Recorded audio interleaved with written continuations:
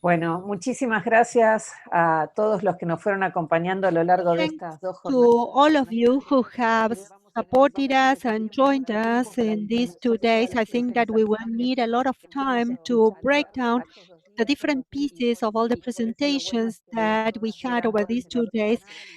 That is why we have recorded all these sessions and they will be available in our channel. Among this large group of people who joined us from different countries, we have more than 40 countries represented in this symposium. And we thought it was important for us to También con algunas participaciones finish this especiales symposium with some conclusions, but also having some important presences here. So I'm going to give the floor now to Nieves so that she can introduce our special guests for the closing session. Thank you, Maria Rosa. I'm going to ask all of you who participated in the workshops, if you can turn off your cameras. We are going to start now with a session that is very important. We call it the voice of youth, because ultimately, all of us educators, all of us who have participated in this symposium as experts or educators or administrators are at the service of students, at the service of youth. That is why we wanted to have a closing panel with 3 important youth representatives. First, Mariano García, who is part of the Uniservitate team in Argentina. Mariano shares with Sebastian from Australia and Oksana from Russia the fact that they have all participated in the Youth Synod and that they were able to be with Pope Francis and with hundreds of youth from all over the world in the preparation of this synod for youth. Ministry of Youth, as it is called in other languages. This task of evangelizing youth through youth. So as these are young people who have a broad experience in putting themselves to the service of others, but also to encourage and motivate other youth to get engaged in spiritual activities, we thought it was very important to have them here so that they can convey a message to us adults, those of us working in formal settings,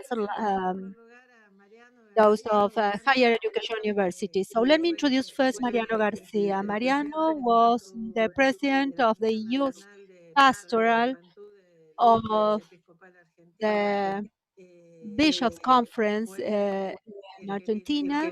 He was the one who led the second youth meeting with the participation of Argentine youth, and he also has a broad experience in the pastoral life, and he teaches religion, and he's part of the Uniservitate team. Welcome, Mariano. You have the floor.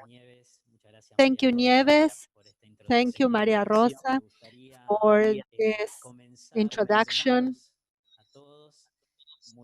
Let me start by welcoming you all. Good morning, good afternoon, good evening, wherever you are. It is my pleasure to be able to take the floor in this session with these 2 great friends with whom we spent a month together with Pope Francis, with bishops, lay people from all over the world. So this has been a very interesting experience, and I'm very happy to be here now. I don't want to change the order now, but going back to our original plan, I wanted to make this brief introduction. So if you agree, I would like to extend our appreciation to all youth all over the world who have put their hearts, their minds, and their hands to deal with these difficult times for humankind at the service of those most in need. Youth have been the ones that have gone out to help together with many more people to set an example, to collaborate either virtually or in person. I want to thank them all. And I also want to thank all the people who supported and encouraged them, rectors, presidents, religious people, all people who encourage them to put themselves at the service of others. So all my strength to all of them. And I also want to take this opportunity to remind them that youth are not immune to disease. So they still have to take care of themselves. As Nieves said, 2 years ago with Oksana and with Sebastian, in late 2018, we were completing a month of work with Pope Francis and cardinals and bishops, trying to set some guidelines after 2 years of active listening to youth in different contexts. Some guidelines for the Catholic Church to renovate itself. So we came up with a document, and after the document, Pope Francis had a post-synod exhortation. So we have now Sebastian from Australia and Oksana who will share their contributions also. So if Sebastian Duhau from Australia is a student in the program for secondary education specialized in history and social sciences. He's the coordinator of retirement and the LaSallian program, and he's also a member of the Youth Council in Australia. So, Sebastian, it's so nice to have you here on this session. So, we will listen to you, to your contributions in the first Unus Habitat Symposium. Thank you, everyone, and thank you, Mariano, for that introduction. Well, as you know, my name is Sebastian, and I am from Australia. I apologize for my background, but it's 1 o'clock in the morning here in Australia, and so I have to find a spot that doesn't distract everyone else in the house that's sleeping. I want to say a huge thank you for having me today. I would love to share with you some of my own experiences of service, but also share with you some of the wonderful stories of people that I get to engage with on a daily basis. When I was 18 years old and I finished school, I started university studying engineering, and I'd been so sure for so long that that's what I wanted to do. I was so passionate about engineering, and I was so sure that that's the career that I wanted for myself. And I worked really hard during school to make sure that that's where I could go. I eventually got the results that I needed, and I started studying engineering at university. And shortly after starting my studies, I started doing youth ministry part-time at a high school nearby. It was very different from the school that I'd gone to myself, and I was there to be an older brother to the students, to support them through some difficult times, to spread joy amongst them, and to foster community around the school. And I spent my days speaking to amazing young people with different backgrounds and lots of different life experiences, and really, really great stories to share. And I absolutely loved it. And after almost a year of doing that, it became really obvious to me that engineering wasn't where I belonged, that my vocation, my calling was something else. And so I made the difficult decision to stop studying engineering, and I still call that one of the most difficult decisions that I've ever had to make in my life. And I say that because it felt like I was abandoning the career that I'd spent so long planning for myself. And shortly after that, I took a little bit of a break, and I started studying theology, and I started studying teaching as well, which is what I'm doing now. I've spent lots of time over the past few years trying to reflect on that decision and think about what changed within me to make me want to stop studying engineering. And there's a few people that have explained it lots far better than I could ever explain it, I think. Mahatma Gandhi says that the best way to find yourself is to lose yourself in the service of others. And Dieter Uchtdorf says that as we lose ourselves in the service of others, we discover our own lives and our own happiness. Now, those are two very, very good explanations, and here's my attempt at an explanation. I think that any experience of service involves an encounter with another person, another life. And more often than not, the encounters that we have in that service are with people whose stories are very different from our own. And I think that any time that we authentically and lovingly encounter someone that's different to ourselves, I think two things happen. I think firstly, we encounter the person of Christ in the other. And I think secondly, it's impossible not to learn something about ourselves in that process. And I wholeheartedly think that the more that we learn about ourselves, the closer we get to being the best versions of ourselves, the closer we get to being who we're created to be. And so I want to say that my ministry hasn't ended, but a few years later, now I work full-time in ministry. And part of my role actually involves providing amazing young people with opportunities to serve in different ways and accompanying them through their experience of service. And if it's okay with all of you, I'd love to share with you a couple more stories. And so these people that I get to work with do amazing things. They're all very passionate and amazing people. And these are very short stories that I can share. And it doesn't really do these people any sort of justice, but it's what I can do right now. And so the first person that I want to share about, her name is Marella. She's someone that's always loves people, and throughout her time in high school, she loves people. She spent lots of time traveling around the world with her family while she was in school, and she developed this love of travel. She developed this love of culture and being able to see new things and see new sights and being able to experience culture in different ways. And so when she finished school, it was only logical for her that she wanted to travel, but instead of traveling normally, she decided she was going to volunteer. She decided she was going to move to a desert community on the other side of Australia and spend a year there volunteering in this community. And she spent a year in this community with kids and with elders, learning and being immersed in this new culture that was very different from anything she'd ever experienced. And after a year of doing that, when it was time for her to come home, she didn't go home. She stayed in this community, and she stayed there for another 2 years. And after 2 years of doing that, she then came home, and having learnt lots more about herself and figured out where she wanted to go and what she wanted to do, she found herself with a new sense of purpose, and eventually went to university and started studying teaching. And I'm very proud to say that she's soon to become a teacher, hopefully next year. The next person that I want to share about, his name is Matthew. He's very different as well. He's someone who admits that he did absolutely nothing in school. He didn't take advantage of any of the opportunities that were available to him. He didn't enjoy school. He sort of went to school in the morning and left in the afternoon, and that was his experience. He wanted to be out of there as quickly as he could.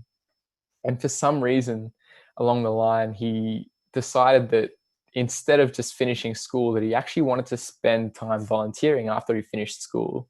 And so he applied for one of our volunteer programs and spent a year, again, in a different community on the other side of the country, and had such a profound experience in that volunteering that after having no connection to any sort of faith or spirituality, decided that while he was there, he was going to get baptized.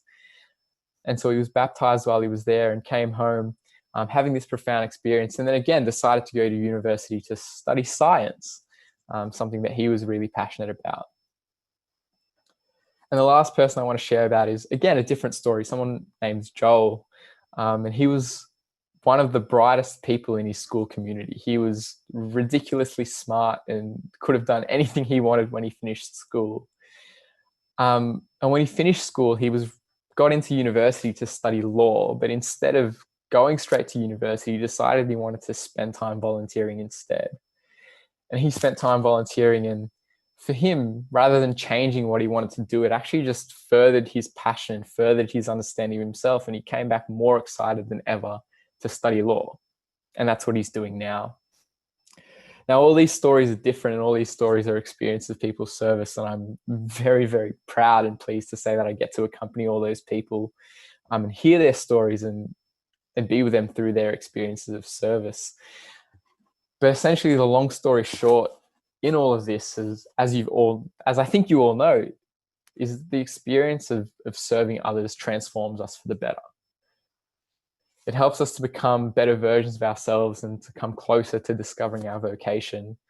And I think ultimately, more than gaining a qualification, more than just the simple side of education and things, I think that's what learning in school and in university is all about. I think that's what lots of people actually try to spend their lives trying to do. And what that is just finding out where we belong in the world and finding out where we have the most to offer.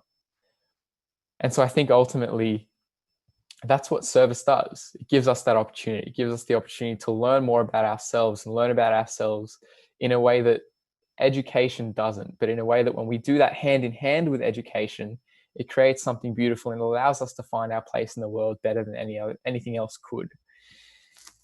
And so ultimately, at the end of all this, I just want to say thank you to each of you who are educators and each of you who engage people in service and see the wonderful effects of service and the transformative power of service and what that has to offer.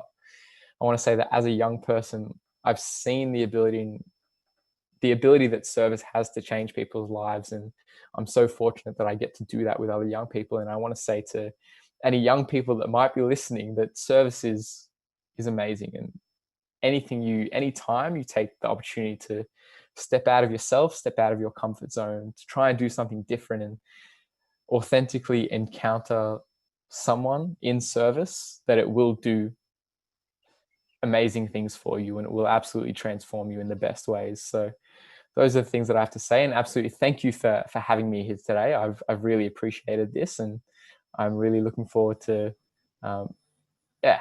being more involved in all the things that you have to offer.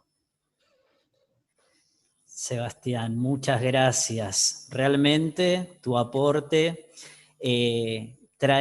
hiciste traer nombres y rostros concretos a estos espacios y a este simposio. Sin duda, esas 3 historias que nos has manifestado y compartido también nos ayuda a conocerte más a vos. Como vos bien dijiste, ¿no? Es eso, cuando uno se encuentra con alguien, puede también visibilizar un poco lo que es uno. Así que, Sebastián, muchas gracias por compartirnos esas historias y el servicio, y ver que el servicio tiene poder, ¿no? Y eso es algo importante.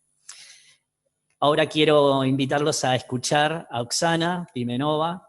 Ella es de Rusia y ella es politóloga, consultora psicológica, es directora adjunta de los asuntos académicos del Instituto Santo Tomás de Moscú, y también participa en la pastoral juvenil de la Arquidiócesis María, Madre de Dios, en la misma ciudad.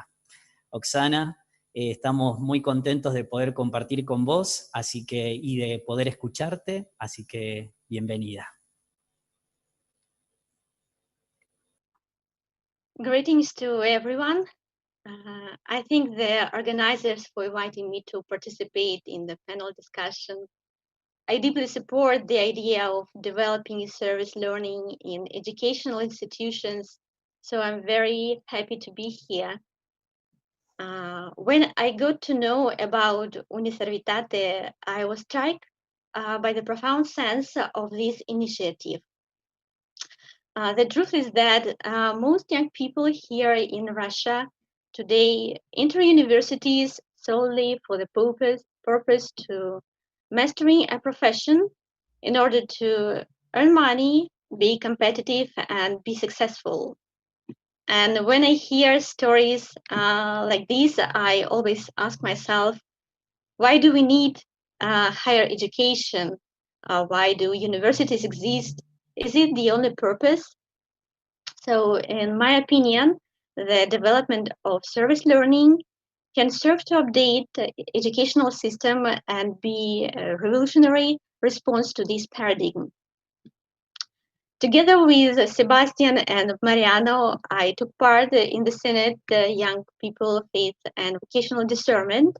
So in my speech, I would like to draw attention to the ideas and proposals of Synod, which can be useful and complementary to the renewal of educational system and the development of service learning. First of all, I would like to note that as a young person, I was deeply impressed by the opportunity not just to observe, but to be a part of the Synod, because it meets my need as a person who wants to be fully involved.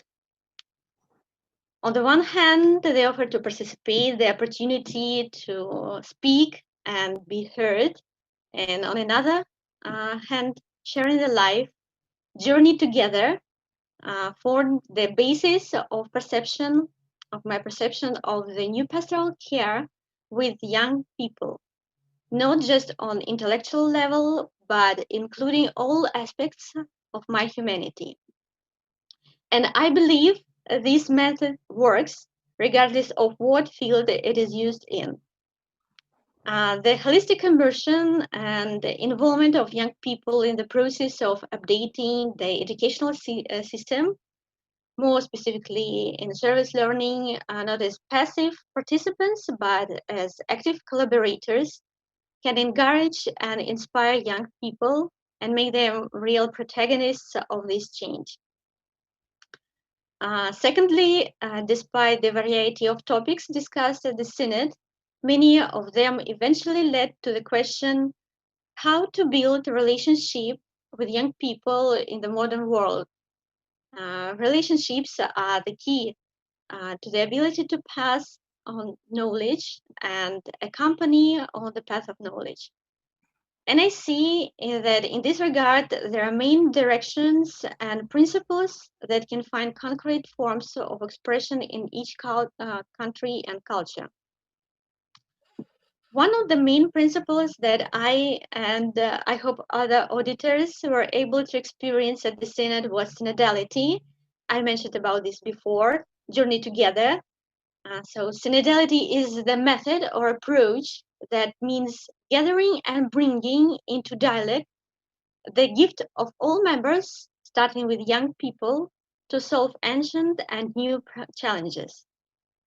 Such involvement implies participation in the discussion of key issues and their implementation, and therefore joint responsibility. Young people have a need to be co-workers, protagonists, but they also need to be accompanied along the way. The accompanier who respects their freedom and at the same time promotes their growth.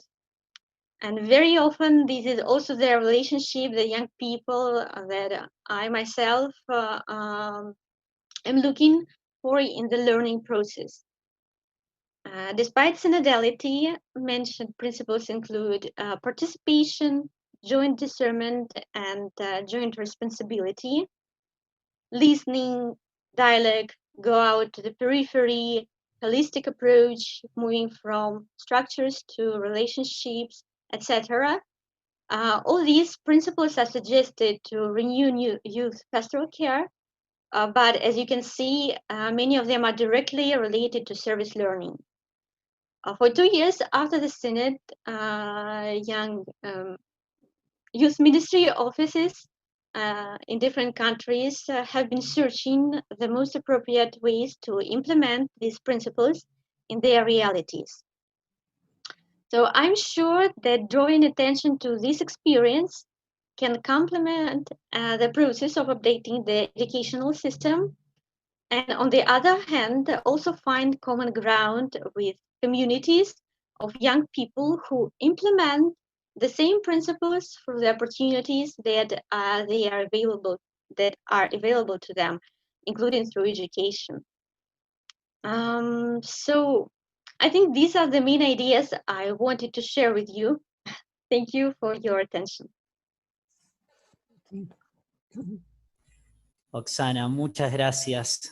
La verdad, Oksana, thank you very much. y es- And orientaciones que ha marcado el sínodo, ¿no? These guidance given by the Principales que tuvo Bishop los jóvenes, la fe y Synod el is discernimiento a challenge. vocacional. There are many, Dijo Oksana, son para mí three main también themes: the young people, vocational vocational choices, and a third one in order to support the evolution of the life of so many young people. So thank you, Ms. Oksana, for your contribution from Russia, your knowledge, and your kindness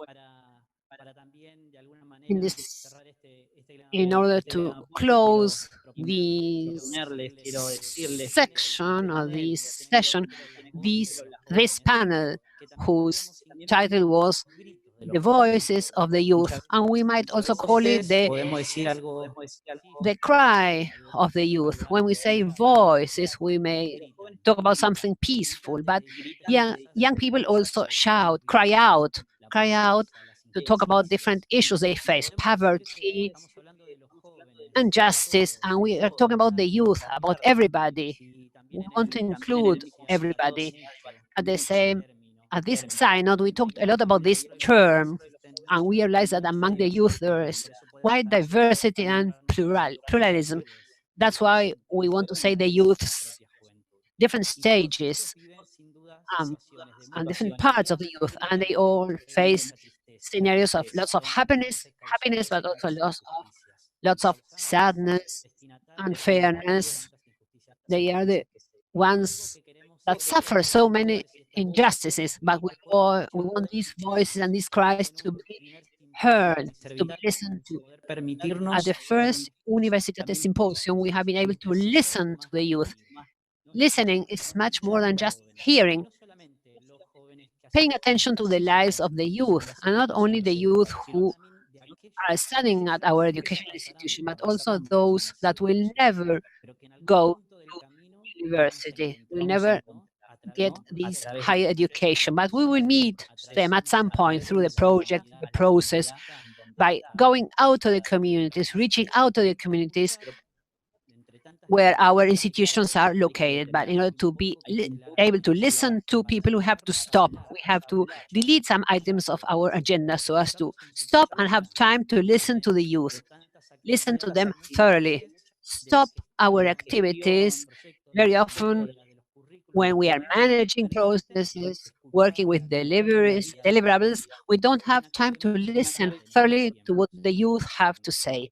This is very important, to listen to one another, and not without being thinking of the answer as we are listening to them. We should listen to them openly so that they may feel that they belong to an institution, educational institution, that they belong with home environment where with actions that are carried out at homes, and they know this. The youth feel valued, appreciated really quickly when they are listened to without any prejudices. When we sit face to face with them, it's important to make them feel that they are part of a home, and listen turns us into actors, turns people into actors. They want to be there, they believe it's valuable.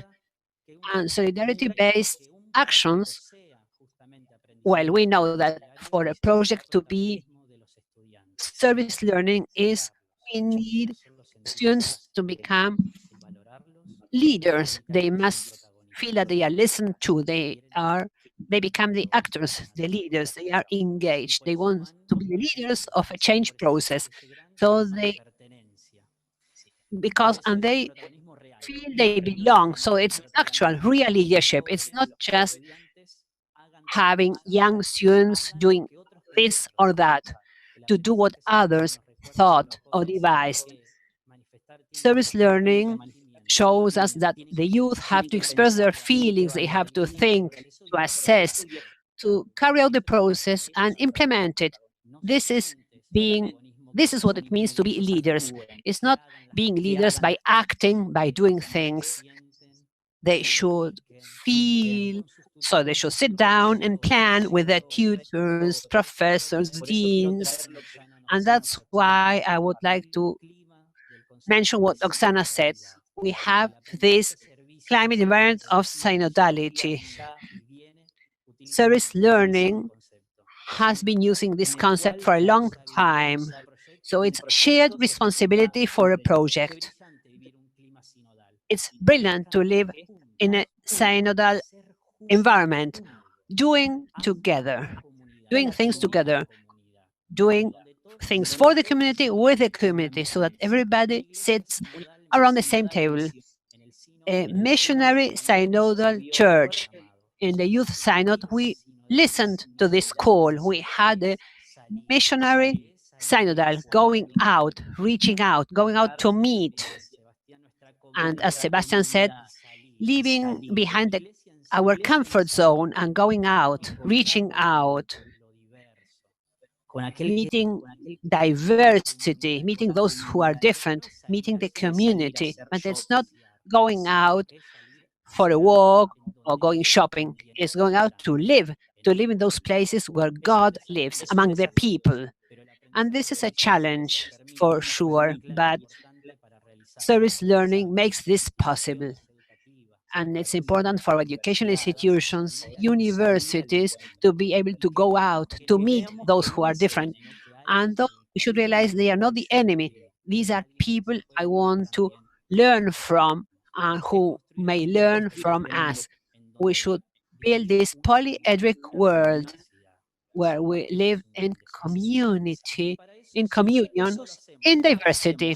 So we don't go out, but we don't go out by ourselves, because we don't want to invent the youth to be ours. Very often we take up the youth people, we tell them, you belong to us, you belong to our university, to our pastoral, and the young people belong to the world, to the reality, and we must support. And we shouldn't create silos. They should go out. They should be able to work in a coordinated fashion with others. And the youth pastorals at the local, regional, and national level may provide our institutions, our university institutions, with a lot of knowledge, together with other spaces, cultural, artistic, and social ones, because it's there where, as a church, and as Pope Francis has said, we should walk side by side with others to bring about a change in this world, in this society, being able to watch and see. Service learning reminds us the Jesus's pedagogy, that teacher who walked side by side with people, who listened to them, who taught them things, who invited them and suggested or proposed a dream to change reality. Service learning invites us and reminds us of this. We should look or watch reality, feel it, analyze it, plan to change, to bring about changes, and practice those values. These pedagogies drive the young people, because young people are continuously looking for things. And we invite them, when we invite them to join the community, when we encourage them, when that vocation wakes up in their hearts, they respond brilliantly. And we can see this in these different times we are going through, how youth or young people, not only Catholics, but also from other religions, even those who are willing to do something but don't believe in something or somebody, are there to share their time, their hands.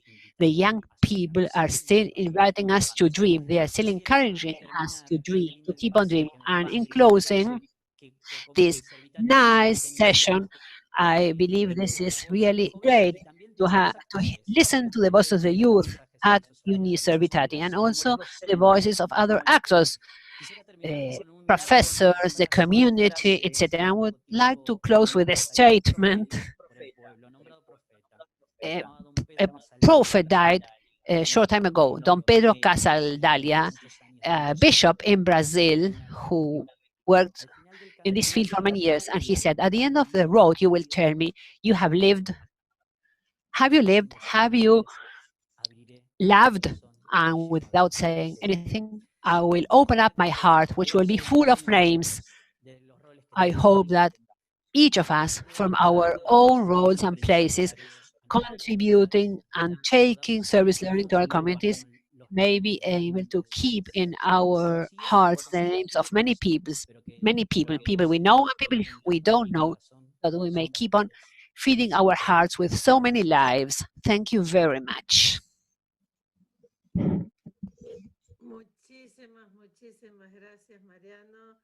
Thank you so much, Mariano. Thank you, Sebastian, for staying up until so late to join us. Thank you, Oksana, for bringing here the reality of the synod from Russia. And thank you to all of you who participated in the first Uniservitate Symposium. We are coming to the close of the symposium, and I don't want to say too many things because I want you to remember the words of youth. Just let me reinforce what these brilliant youth representatives have told us.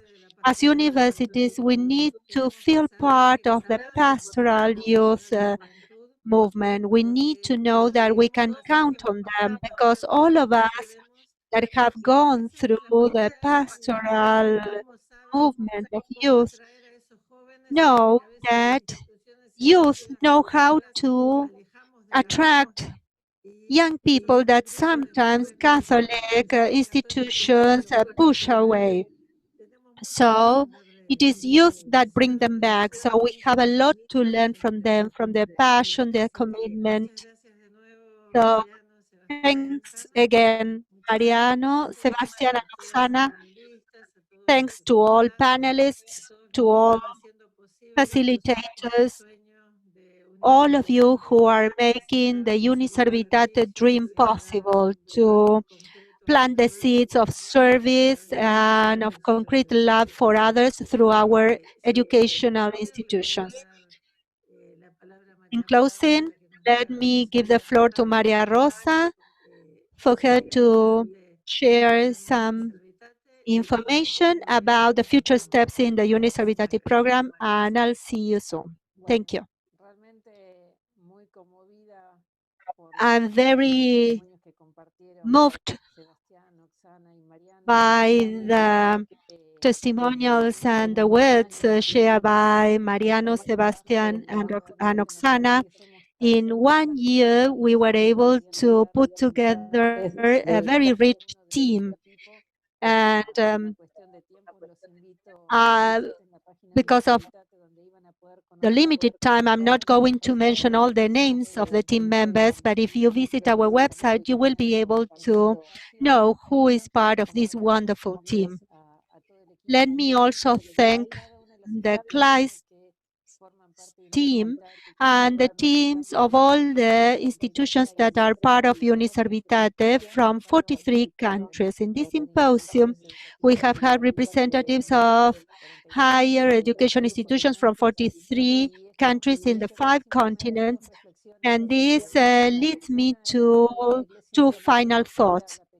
This idea of the church in missionary departure to go to the periphery, and as we said in one of the presentations, Catholic higher education should also go to the periphery, to the margins, and reach out to people there and share all this wealth. So I invite you to follow us on social media, to post messages so that we can disseminate this information and we can all learn together.